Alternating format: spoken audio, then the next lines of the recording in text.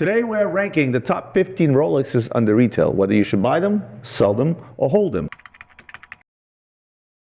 Adrian, maybe a quick example to start this video off. So 2 years ago, Cookie Monster, the white gold Submariner, was trading at $55,000 at a $38,000 MSRP, which is now trading under MSRP. Quick and easy example for you. Let's go to the first watch, and the first watch is going to be the Rolex Explorer 124273. Retail price $11,750, current market price $11,500. Yeah. So again, it's one of those pieces that's kind of tottering, I like to say, around MSRP. You might see people asking over MSRP, but based on our recent sales, we've sold a few under MSRP. So for you, that watch is sell. I'm also going to double down on the sell for one simple reason, because personally, I think it's one of the ugliest Rolexes. Which, by the way, I got a lot of heat for people when last time I was talking about Explorers and why. Why? I don't know. I don't think that's an attractive watch. I think that watch stays in stainless steel is where it should be. I'm sorry. It's just one of those watches. Make it in titanium. I don't see.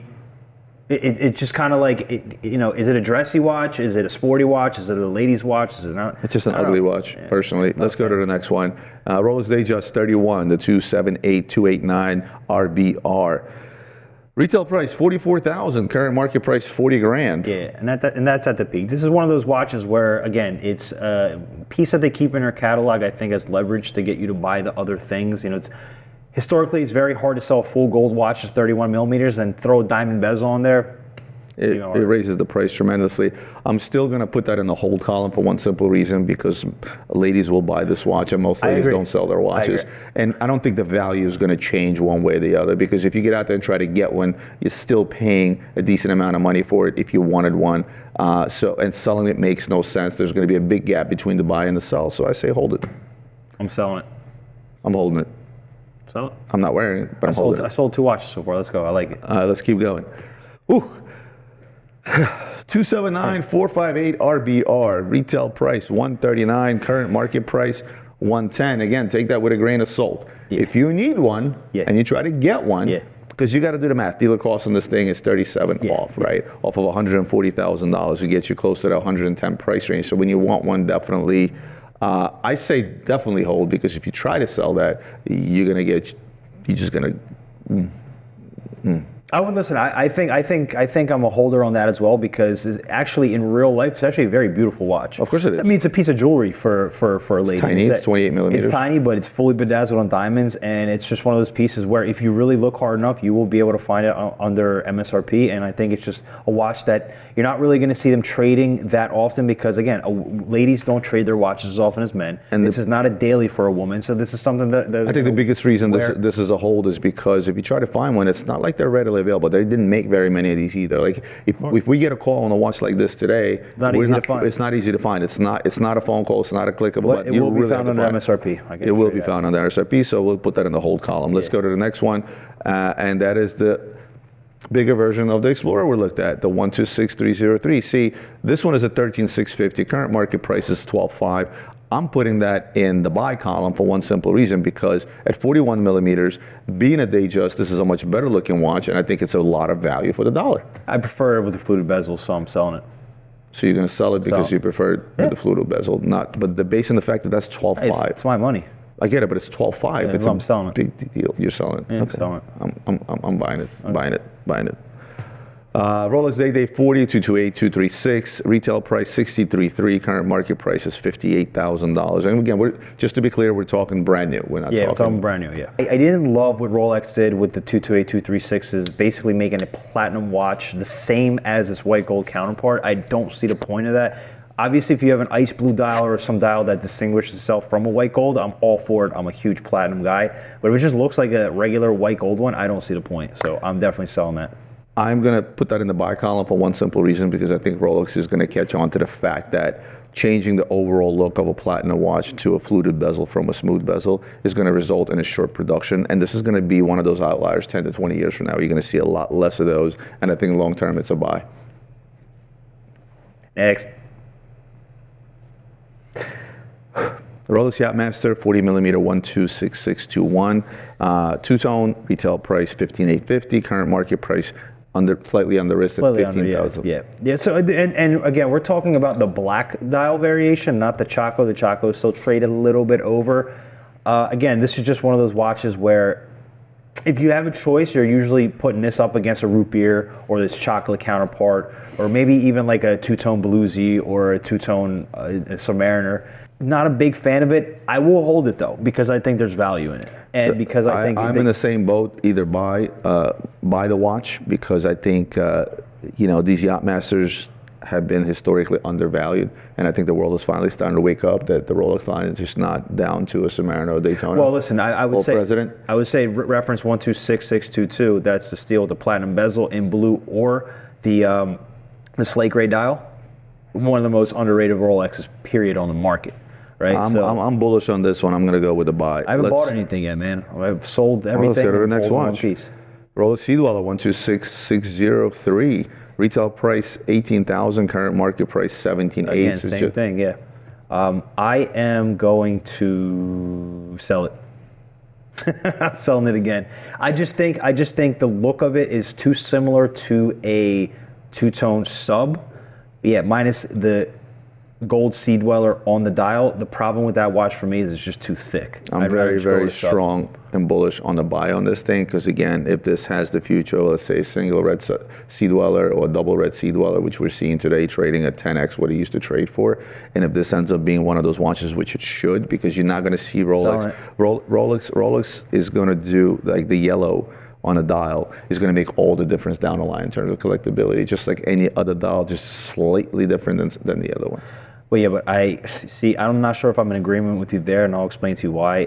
All the vintage stuff that's bringing a lot of money brought them a lot of money by accident. It's not like they had a plan to release these in little bunches, therefore, in the future, them bringing a lot of money, because collectors took on to it. I just know one thing. We're in the mass production game right now. I understand, but I know. This is not a Le Mans. Listen, I understand what you're saying, but back in the day, the numbers that we're producing were also mass production. They're still the number one producer, more or less. But I'm strictly talking about that. Here's a dial that's slightly different, that doesn't exist on any other watch. This thing gets discontinued. Long term, that's at least a hold. I'm still selling, man. I haven't bought anything yet. I'm a buyer. And he's the head of procurement here. You like that one? Right. Sky-Dweller 336239. This is the Oyster Flex white gold. Retail price $42,700. Today trading around 40 grand. You know what? I'm a fan. I'm actually a fan of Sky-Dweller in white gold. It's the first time that they did it. Obviously, they have it in rose gold. They have it in yellow gold. I've said this many times before. Oyster Flex straps were one of the best things that Rolex has done in a very long time. It essentially made a watch very, very sporty, very, very comfortable.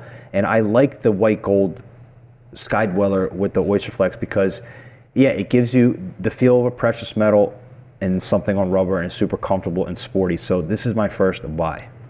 I'm going to go into I'm going to go into the buy column for more or less the same reason, except I'm going to add that you take that and you take the white gold version on a bracelet and you wear it and people think, oh, that's a stainless steel watch. But there's a lot of people out there that want something better, something of a precious metal, right? But oftentimes there's not much of a distinction between its steel counterpart. So like the Pepsi they made in white gold, remember that one? Yeah. So to me, this is unmistakably a white gold because they're not going to make this in stainless steel. Yeah, great. Of course, you can take a steel Sky, take the bracelet off, buy a rubber B strap, and you have the same look. I get it. Not quite, but again, it's for those that know. People that buy white gold watches. I'm saying you're getting the same look. But it for people that buy white gold watches, you know, there's a certain mentality behind it, right? You don't see them wearing a bright yellow rose gold watch.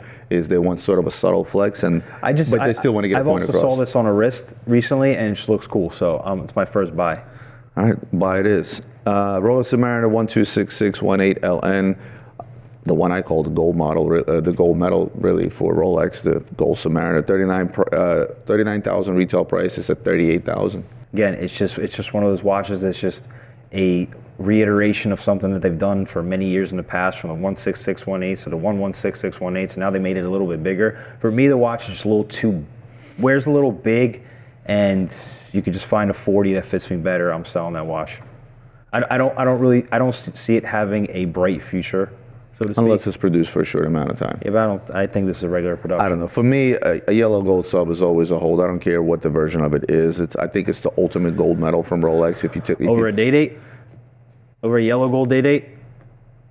But different price range. Spoke too soon. I mean, not really. Yeah. How is it a different price range? Just like exactly the same price range. The sub is the most recognizable, the most popular watch from Rolex Submariner in general, right? Well, in gold, everybody wants a Day-Date. Like that's from going back from like Tony Soprano to Tupac. I'm going to leave it at hold and move on to the next one. And that is, speaking of Day-Dates, Day-Date 36, the 128349 RBR. Retail price $52,700, market price $47,000, significantly under list. Diamond bezel Day-Date in a 36. Yeah. Depends on the dial. Again, you know, this specific one that we're pointing out is a silver stick dial. It's just kind of like in no man's land. Now, if you have a more exotic or beautiful dial, I'm with it. But if it just, I don't like when they do diamond bezels with no diamonds on the dial. It just throws the watch off and makes it bland. I'm in the buy column with this one for one simple reason, because it's so versatile. Roman buy, for sure. For sure. But you know what? Both myself and my wife can wear that watch. Are you one of those guys that shares watches with your wife? I'm not, but I know we can. Like, do you share Well, jeans? usually how it happens is I come home in a particular Rolex, and then she takes it, and that's it. So that's why she has a ton of men's Rolexes. So. See, the whole thing to me about watches is supposed to be like the ultimate representation of yourself, right? I don't share sneakers with my wife. Yeah, but me and my wife have a lot of things in common. Both of our favorite brands is Audemars Piguet. Really? We have similar tastes when it comes to certain watches, specifically Rolexes.